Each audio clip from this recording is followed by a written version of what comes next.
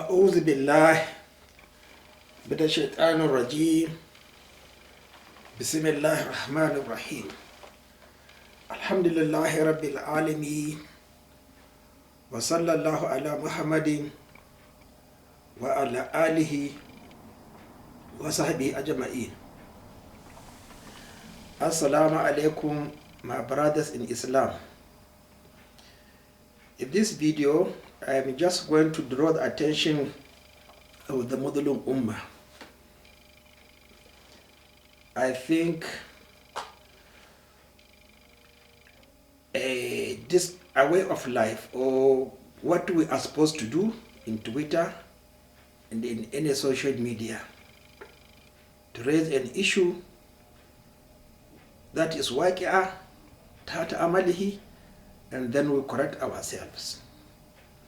That is the purpose, the objective of sending messengers and the prophets and the righteous standing, walking with them, in front of them, to make what is not understood by the Muslim Ummah to be understood there and then. We have to change our attitude. Quoting much of what we are doing in Twitter and other social media is irrelevant. Let us understand that it's only when an issue is raised that Allah subhanahu wa ta'ala will send a revelation to Rasūlullah sallallahu alayhi wa sallam to explain that particular issue and the situation.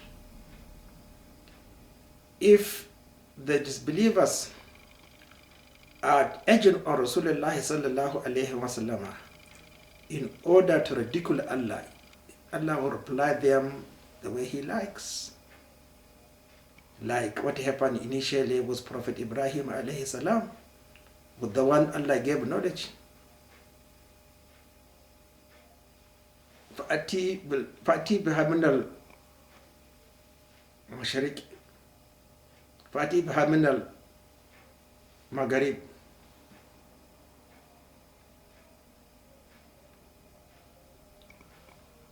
إن الله يأتي بالشمس من المشرق فأتي بها من المغرب. Look at that. So I'm sure we have seen in the video in Twitter today what is defining ibadah. I read it. I don't think I need to buy the book, because ibadah is explained by Allah subhanahu wa ta'ala and the Rasulullah sallallahu alayhi wa sallam in practice also. By Bassam Zawadi, is a professor of Aqidah at Al-Qura University. The university are accused of distorting Islam, allowing innovations. They are in the heart of Mecca. They don't know even what is done in Masjid in Kaaba. Announcing moon phases wrongly, with that saying, well, I knew they said that it's not their own responsibility to tell a particular province or country when the moon has been sighted. But what they are doing is terrible, it's devilish. Now the professor made a statement or an argument which I want just to raise the issue, should in case, in particular ex-Muslims, please let them compare my own understanding with the understanding of Dr. Professor Bassam. Then let us respect ourselves. We go back to books and other references. Now it is on the question of Rubuubiyya. Those who have seen my video, I made a video on Rubuubiyya, that Allah subhanahu wa ta'ala pardons uluhiyya, but He does not pardon Rubuubiyya, because Rubuubiyya is attached to Rasulullah sallallahu alayhi wa sallam. Now he said violations in Rubuubiyya. Many brothers have committed a category error and mistakenly conflated between two things. اعتقاد الربوبية في المخلوق, ascribing an attribute of Rubuubiyya, for example, he gave omnipotence, divine essence, etc., to a false deity, hence resulting in shirk in Rubuubiyya. Well, that is not the way I understood it to be historically. Shirk uluhiyya is different between shirk and Rubuubiyya. Uluhiyya is Allah subhanahu wa ta'ala. The Rubuubiyya of Allah subhanahu wa ta'ala extends to everything in the heavens and the earth. إن ربكم الله الذي خلق السماوات والأرض. ربكم الله الذي خلق السماوات والأرض. It's not actually saying that it is Rubuubiyya. No, إن ربكم الله الذي is addressing us, but then the disbelievers. خلق السماوات والأرض, created. Samawat, the seven heavens and the earth.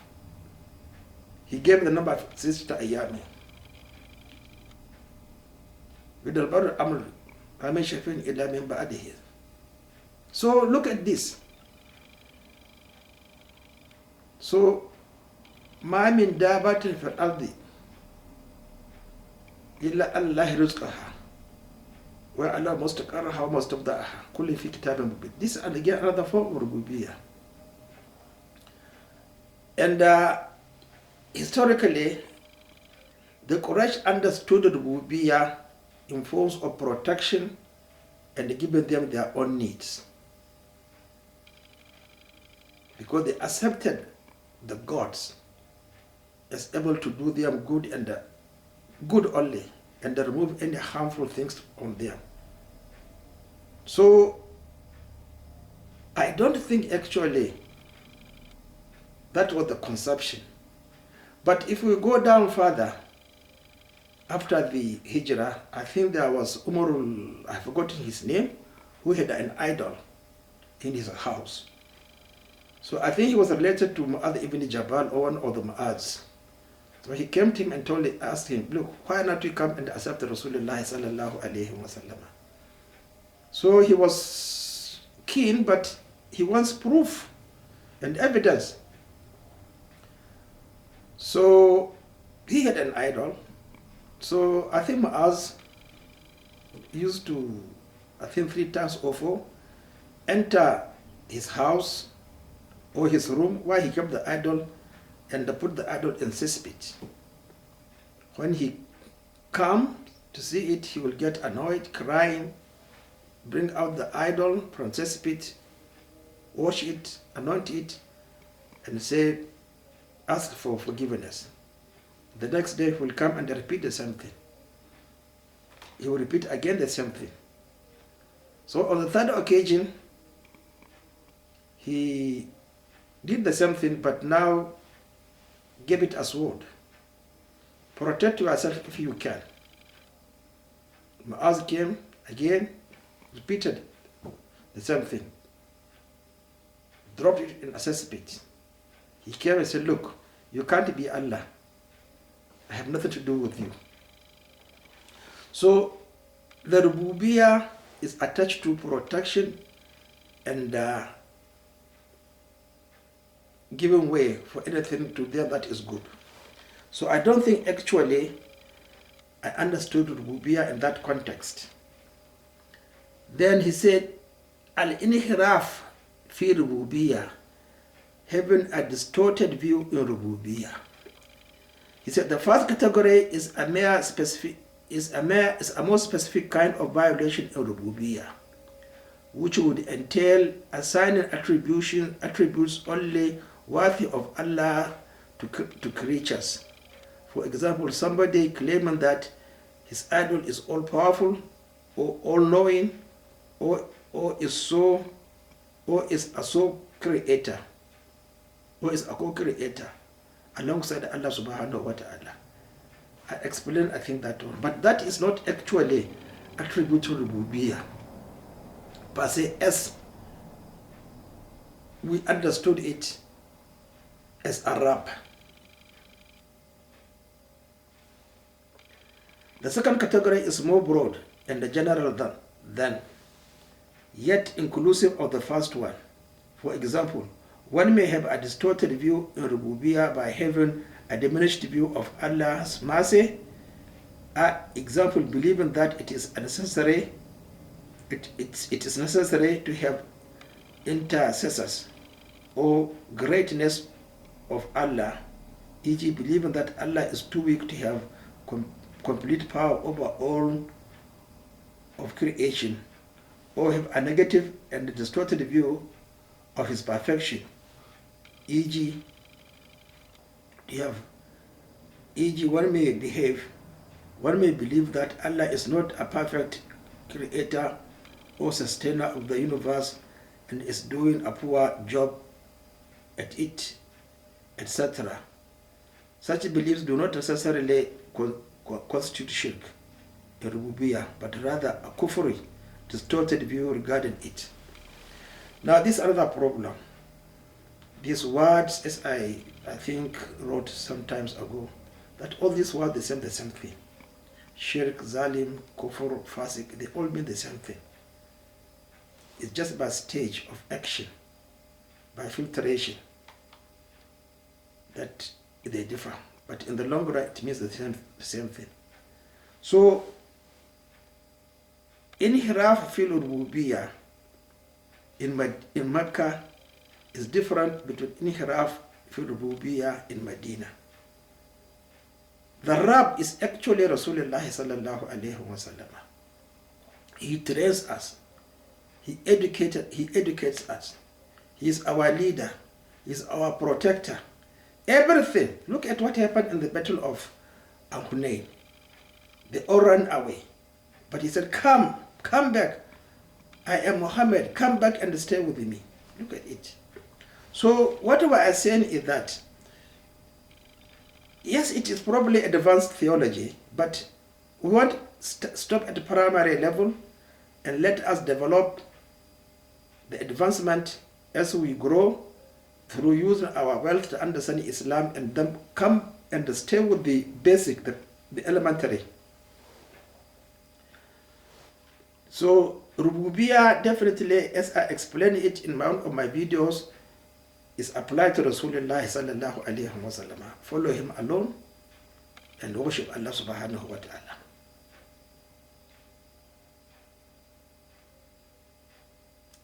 Another beneficial distinction to make between the two is that the first category of Rubuubiyya violation entails uplifting a creation to the status of Allah subhanahu wa ta'ala, while the second category of Rubuubiyya violation, in addition to the first category, also includes views that diminish Allah to the status of creation. No. Let us explain it in the context of what we are doing, diminishing the authority of Allah subhanahu wa ta'ala to the status of mazhaba, sects, and desires. Definitely that one I will agree with. He is quite definitely aware of what is happening in the Kaaba. The Imams just doing whatever they like during the obligatory prayers. Let me tell you something that I will never forget. In the 1970s, when I used to attend pilgrimage under a medical team, it was quite common for a man to die on Thursday night, on Friday night, or early morning. Then the body is retained, brought to Kaaba for funeral prayer. This is ridiculous. You see, we lack knowledge, but we are then arrogant and selfish to accept what is right. Because we are impoverished, we don't have the means. My attitude is, if you hear something, please go back and check your books. That's why I came out of taqalid. If I hear something from an imam or from a fatwa, there is always rejection. Then I go back and ask, what is this? What is this? That was the beginning of coming out of taqalid and understanding the arrogance of the Muslim Umma. They don't have a leader.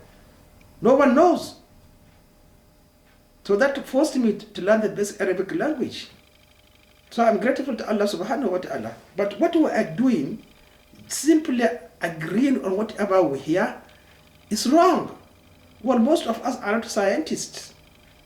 And even if you are scientists, probably today it is not as our time, why you want to see everything. Look, I say malaria, I have to see the differential types of malaria. I've forgotten, I think there's enough malaria called by Anopheles, Vivax, and the other one.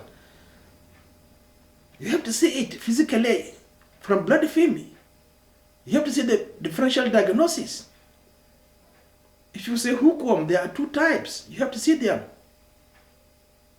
So, my brothers, if you say jaundice, even jaundice, there are differential diagnosis. So, I'm sorry speaking to you on the basis of my profession. I need to see everything clear and cut, distinct. Because our profession is a profession of differential diagnosis. So, what I am saying is that it is Rubuubiyya is Rab. It applies to only us. Like Ali ibn Abi Talib said, I am the Rab of this nation, of these people. So what is it?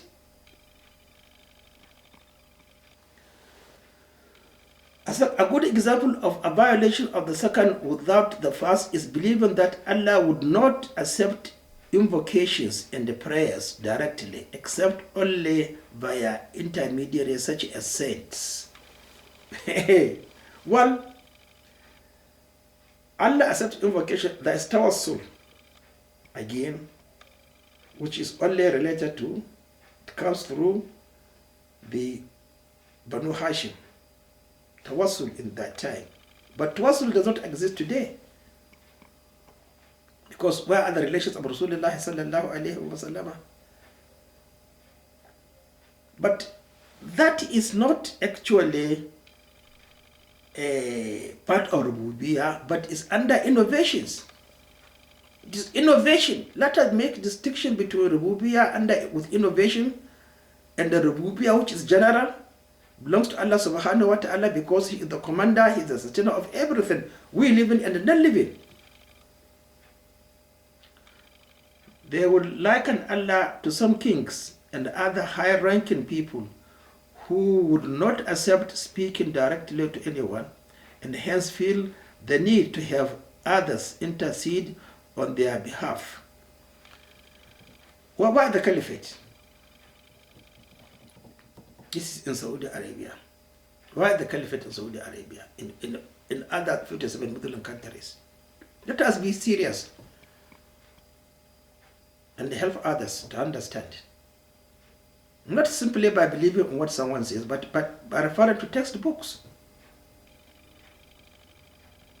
Yes, like would liken Allah to some kings, inheritance, and in other places, leadership through deception using wealth.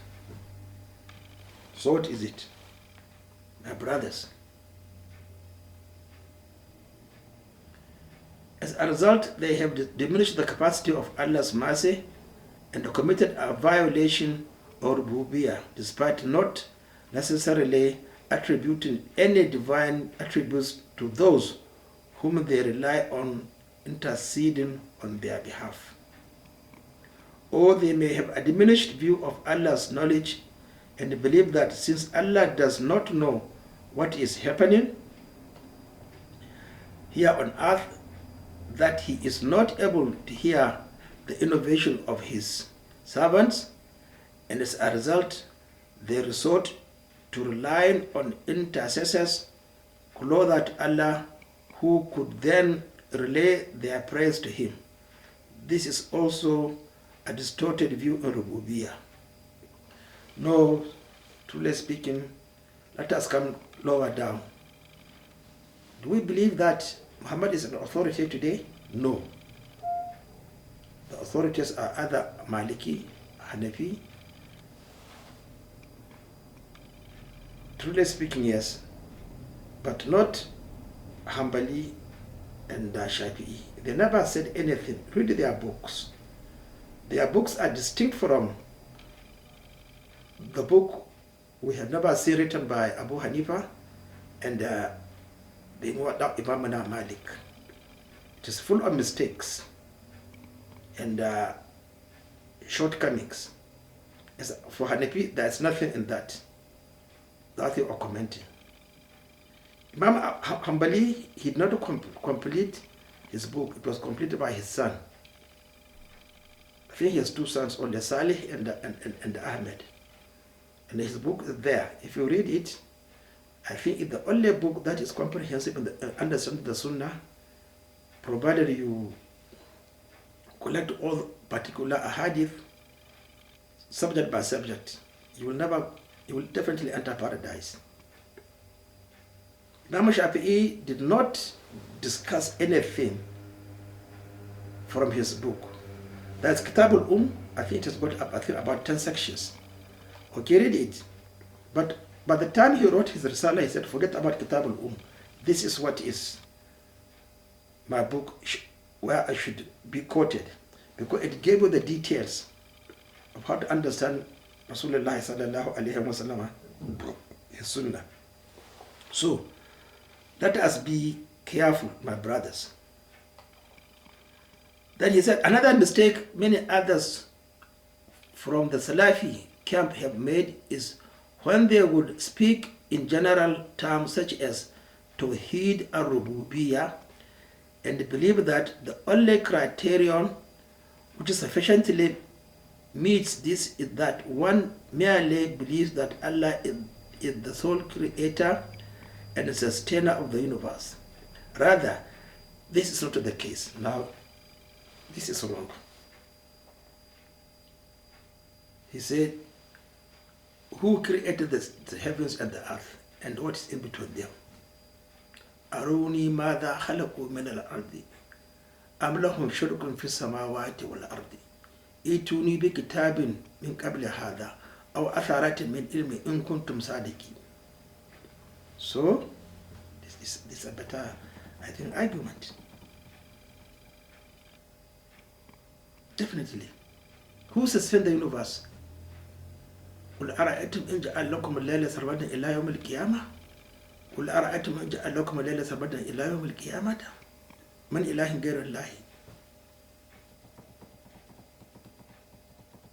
So I think we have to be very careful. To have a true and a complete Tawheed, Rubuubiyya and Rubuubiyya, that Tawheed must be free of all kinds of distorted views of it, whether it may belong to the specific first category or generic second category. Tawheed, Uluhiyya, Rubuubiyya, the Asma wa Sifat. Uluhiyya is the command, is the only one, Ilahun Wahid. Rubuubiyya, yes, sustainer, who creates everything. Can we be sustained without rain and light and the sun? Can we be sustained without the earth? The equivalent of rain is the Sharia of Muhammad sallallahu alayhi wa sallam. But look at us joking. بعد موتها يحيي الأرض بعد موتها. That is the rain. But then the Sharia of Allah is also applicable. It's only through Muhammad sallallahu alayhi wa sallam. Another problem I have noticed is that people do not tend to agree with each other regarding what Rubuubiyya encompasses, and they have thus fallen into new debates purely due to semantics. In light of that, I will not be spending time dwelling on the definition of this term. Rather, it's the concept and the notions which should mainly concern us. Now, what I will tell you, my brother, is there are a lot of books written on Rubuubiyya. I think I mentioned it in one of my videos. But please go and check the meaning of Rab from any dictionary. The one I have is by the Son of Arab by Ibn Mandur. And then Asfahani's, again, among for that, fi Garib al-Quran, and any book we have on Tawheed. I don't like to mention Abdul Wahab. I don't like to mention Ibn Taymiyyah, but I think Jazairi wrote a small comprehensive volume 1, which I explained to you in one of my videos of what Rubuubiyya is. So my brothers, please, ex-Muslims, please don't, well, read also on your own, but definitely this is not a proper definition of what the Rubuubiyya is. Please correct us. It is our responsibility to make things clear, distinct. There's no hatred. There's no pride. I hope Allah will forgive me by showing this, by bringing this mistake out. Assalamu alaikum wa rahmatullahi wa barakatuh.